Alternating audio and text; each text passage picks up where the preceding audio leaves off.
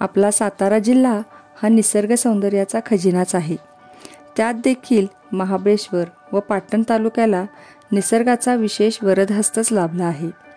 आज आपण उमरस ते पाटण मार्गावरील उरुल घाटातील प्राचीन भैरवनाथ शिवमंदिर पाहणार आहोत। हे मंदिर सुंदर अशा गुहेमध्ये आहे। या मंदिराकडे जाण्यासाठी प्रशस्त अशा पायऱ्या बांधल्या आहेत। या मंदिरात दरवर्षी महाशिवरात्रीला व श्रावणी सोमवारी यात्रा भरते। जवळपासचे शेकडो भाविक येथे दर्शनाला येतात।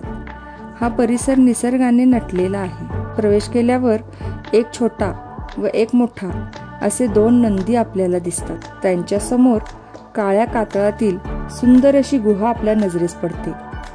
ही गुहा म्हणजे प्राचीन भैरवनाथ शिवमंदिरच आहे। ही गुहा जमिनीपासून अंदाजे 6 ते 7 फूट उंच, 20 फूट रुंद आणि 50 ते 60 फूट लांब अशी आहे। नंदीच्या समोर एक शिवलिंग नजरेस पडते।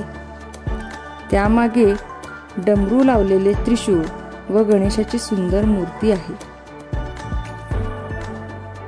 शिवलिंगाच्या उजव्या बाजूस स्वयंभू अशा 3 शाळुंका दिसतात। त्यामागे देखील एक त्रिशूळ आहे।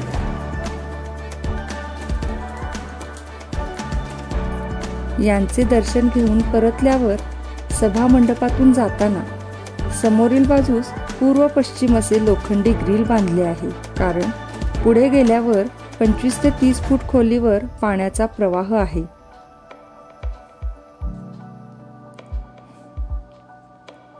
हा प्रवाह सुंदर अशा धबधब्याच्या पाण्याचा आहे। या धबधब्याकडे जाण्यासाठी डाव्या बाजूला अरुंद अशी पायवाट दिसते।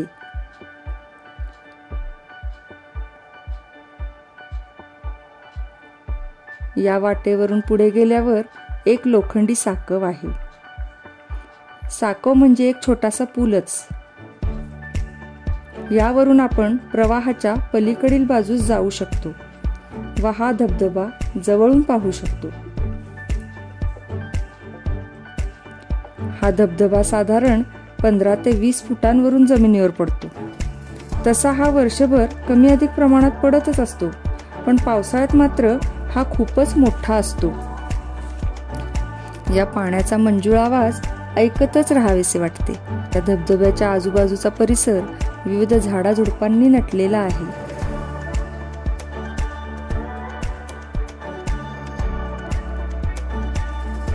येथे अनेक प्रकारची झाडे झुडपे असल्याने येथे लहान मोठे प्रकारचे वेगवेगळे पक्षी पाहायला मिळतात। या धबधब्याचे पाणी वाहत जाऊन दूर नदीला कोयना नदीला मिळते।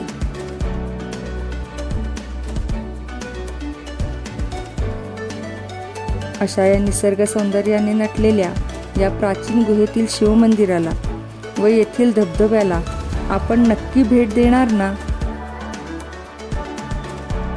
कसा वाटला तुम्हाला हा परिसर? आवडला असेल तर नक्की एकदा भेट द्या।